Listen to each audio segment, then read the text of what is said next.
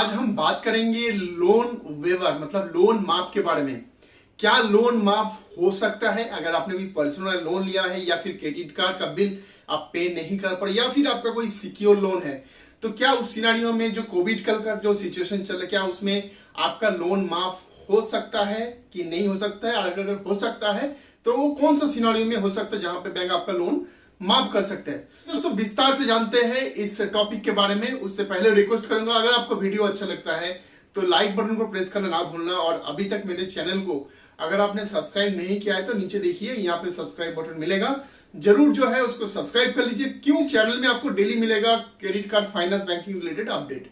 तो चलिए दोस्तों बात करते हैं मेन टॉपिक के ऊपर। दोस्तों इतिहास गवाह है कि बहुत बड़े बड़े अमाउंट का जो है लोन माफ हुआ है।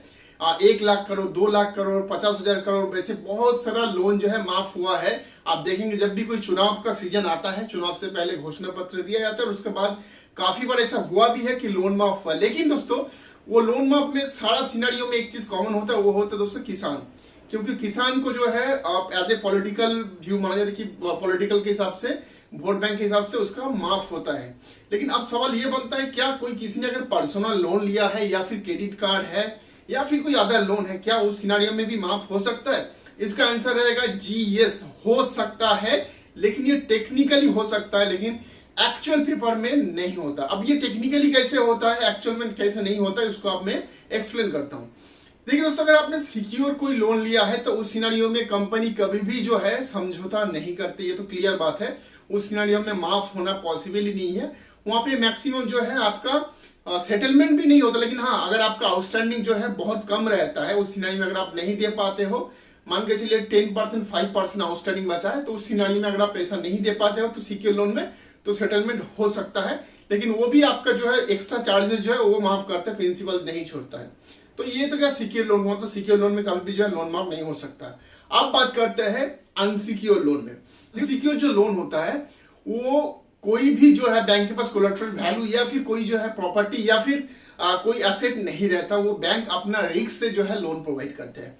अभी होता क्या है, अगर कोई भी सिनेरियो में अगर कस्टमर वो पेमेंट नहीं कर पा रहा, एक्चुअली वो डिफॉल्टर हो चुका है due to job loss, due to income loss, वो पेमेंट नहीं कर पा रहे, तो अलग अलग जो प्रोसेस होता है वो फॉलो करते हैं बैंक। डेफिनेटली आपको लीगल नोटिस भेजना, 138 का नोटिस भेजना वगैरह वगैरह, जो भी है, कलेक्शन एजेंसी को आपके घर में भेजना, धमकाना, आपको रोज फोन करके हैरेसमेंट करना, सारा कुछ हथकंडे अपना लेते हैं।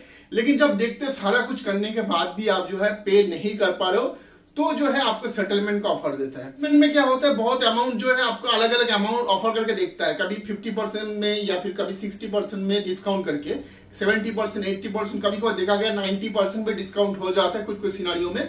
तो उतना भी डिस्काउंट करके आपको देखता है कि आप जो है लोन सेटलमेंट कर लो। मान के चलिए कि आप वो भी नहीं पे कर पा रहे हो, तो उस सिनेरियो में क्या होता है, लेकिन उस सिनेरियो में अगर आप पे नहीं कर पाते तो बैंक सीधा सीधा उसको क्या करते हैं, सिविल में जो है राइट ऑफ जो है पोस्ट करके छोड़ देता है। बैंक जो है 3 से 4 महीने तक अपने पास वो कॉन्ट्रैक्ट या फिर लोन को रखता है और 3 से 4 महीने अलग अलग जो बकेट होता है उसका कलेक्शन जो प्रोसेस होता है उसके थ्रू जो है कलेक्शन करने की कोशिश करते हैं। जब नहीं होता है उसको एनपीएम मार्क करके जो है थर्ड पार्टी को बेच दिया जाता है। अब थर्ड पार्टी जो खरीदते हैं उसको भी अपना कोशिश करता है, दम लगाता है। कभी 1 साल, कभी 2 साल, कभी आपने देखा होगा 3-4 साल बाद भी जो है कलेक्शन एक्टिविटी जो है चलता ही रहता है। तो मान के चलिए 1 साल, 2 साल, 3 साल, 4 साल चलने के बाद कलेक्शन एक्टिविटी होने के बाद भी अगर कस्टमर नहीं भर पा रहे या फिर नहीं दे रहे, तो उस सिनेरियो में सिंपली जो है सिविल में उसको मार्क होकर छोड़ देता है। हाँ, अगर अमाउंट बहुत ज्यादा होता है, मतलब 10 लाख, 15 लाख, 8 लाख, सिनेरियो में जो है कभी कभार जो है, कभी कभार में मतलब बहुत चांस कम है, कभी कभार जो है लीगल एक्शन जो है उसके ऊपर होता है कस्टमर का। अदरवाइज सिंपली जो है सेटलमेंट की तरफ ही बढ़ता है। तो अगर आप इस तरीके से देखोगे कि टेक्निकली जो है अगर आप अनसिक्योर लोन पेमेंट नहीं कर पाते, कोई डिफॉल्टर हो जाते, तो उसका सिविल में रिपोर्ट होकर बंद हो जाता है। अदरवाइज वो देखा जाए टेक्निकली वो आपका लोन माफी हो गया, लेकिन आपको ऑन पेपर क्या दिखेगा कि लोन जो है राइट ऑफ हुआ, लेकिन आपके पास वो कलेक्शन एक्टिविटी भी बंद हो जाता है, कॉल भी नहीं जाता, लेकिन एक सर्टेन ऑफ टाइम। लेकिन ये कब होता है, मैंने बताया कि काफी लॉन्ग प्रोसेस चलता है। उतना अगर आप झेल पाते हो या अगर आपको सिचुएशन बाकी ऐसा है कि आप पेमेंट नहीं कर पा रहे हो, तभी जाकर होता है। लेकिन इसमें होता क्या है, आपका जो फाइनेंशियल जो है डेथ हो जाता है, कभी भी आपको कोई भी बैंक या फाइनेंस इंस्टीट्यूट से लोन नहीं मिलता। सो इस तरीके से जो है लोन माफ होता है अनसिक्योर लोन सिनेरियो में। आई होप दोस्तों अभी आपको क्लियर हो चुका होगा कि लोन माफ हो सकता है कि नहीं हो सकता है और किस सिनेरियो में हो सकता है। सो दोस्तों हम मिलते हैं अगले वीडियो में ऐसे ही कुछ इंफॉर्मेटिव इन्फॉर्मेशन के साथ। तब तक अपना बहुत सारा ख्याल रखिएगा। जय हिंद, वंदे मातरम।